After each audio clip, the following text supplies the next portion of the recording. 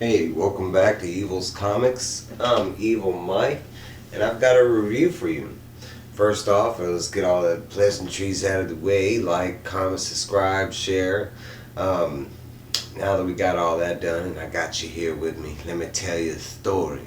So this is Porcelain #2 from Ablaze, and I did it again without knowing. And it's hard to believe, but I kind of, not all comics do this, but they do explain what all the variant issues. I only had two covers to choose from. It was this one, or it was the cover A. I actually did like the cover A, and I thought this was a Sabrina the Teenage Witch homage cover. It is not. It's Harley Quinn issue #1. Incidentally, the first issue I ended up picking up the homage to the Harley Quinn issue.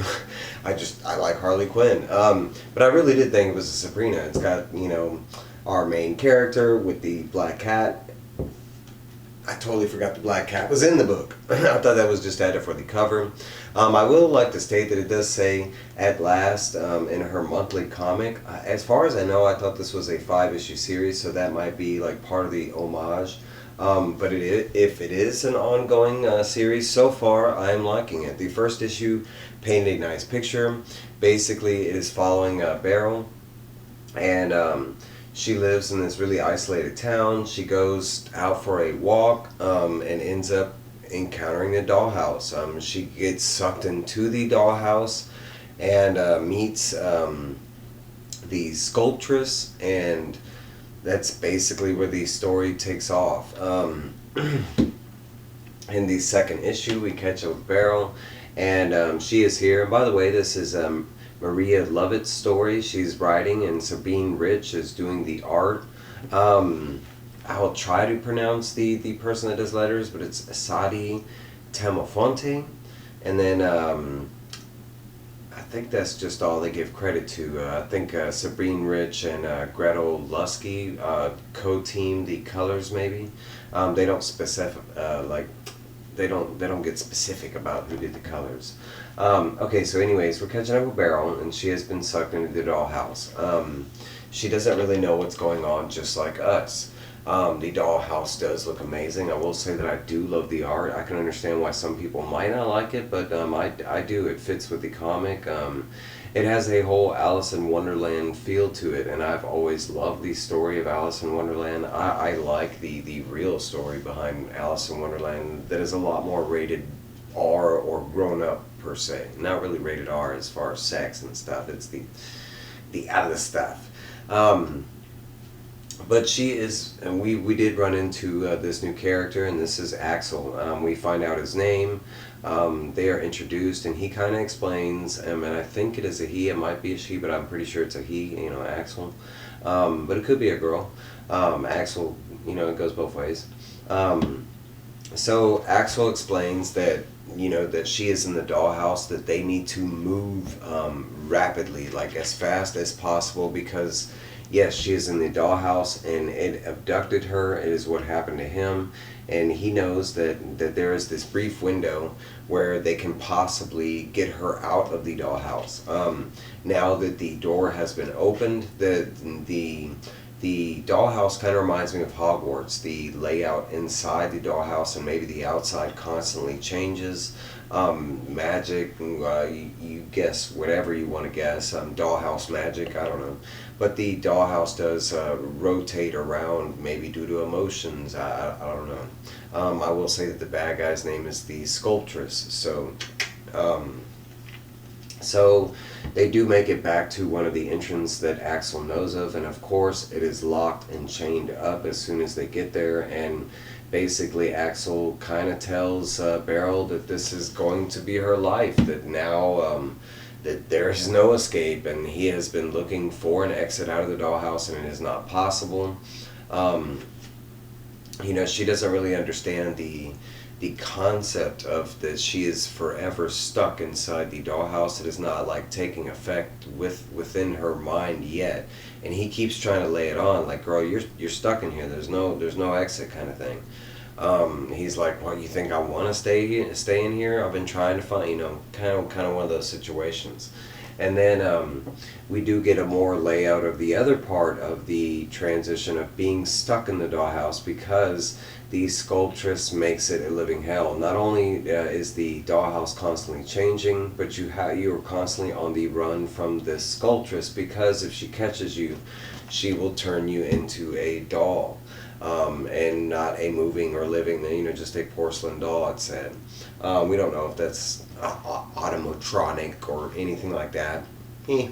But they do keep passing up these the Greek terms, and before my Greek buddy, Mr. Comic Journey, berates me, but I think one is Thanatos and the other is Eros, and basically I think I've looked up the definitions, and if you would like to know, and I kind of went based on them, touch base on them in the first issue, but if you would like to know, kind of Google them and you can find out yourself. But it does pertain to the story.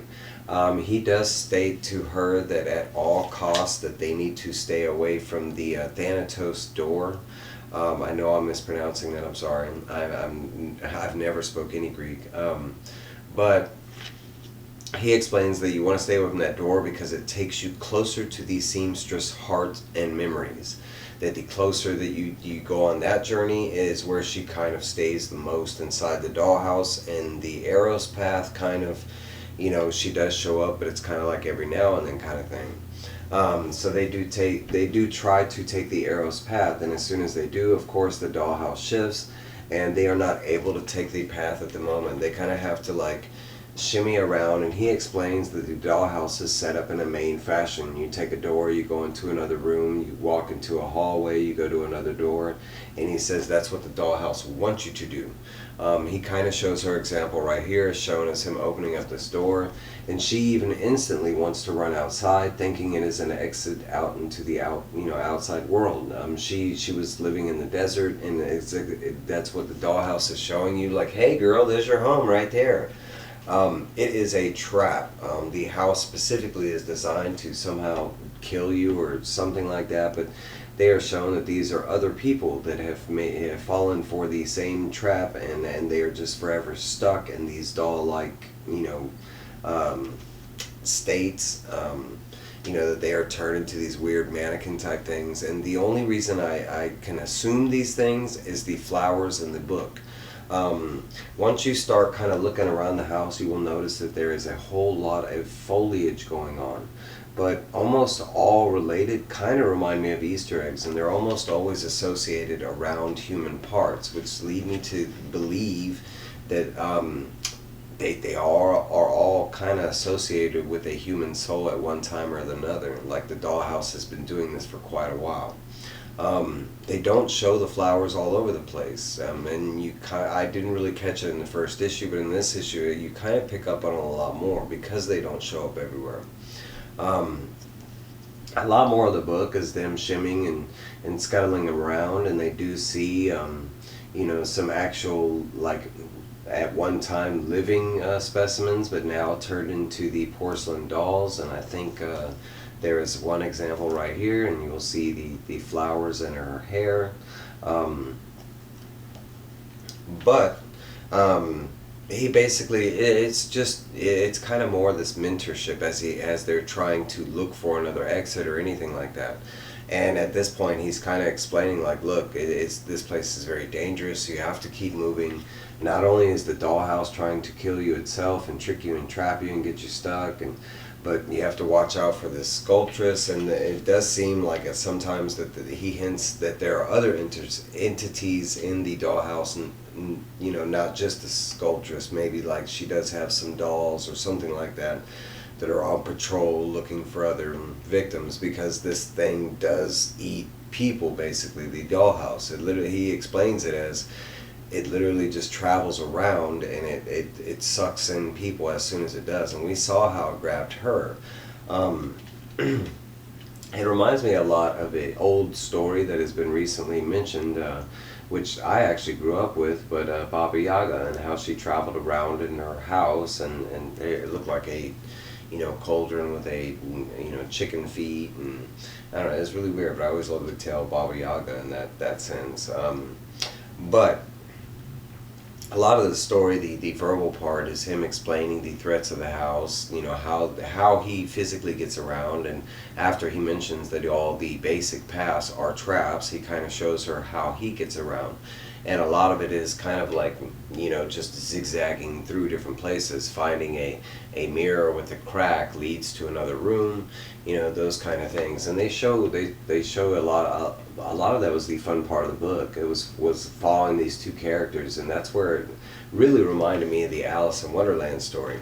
You know, at one part of the story, I'm kind of wondering, you know, in the beginning when he grabs her and he's like, hey, we have a limited window to get out of here, and he grabs her and runs.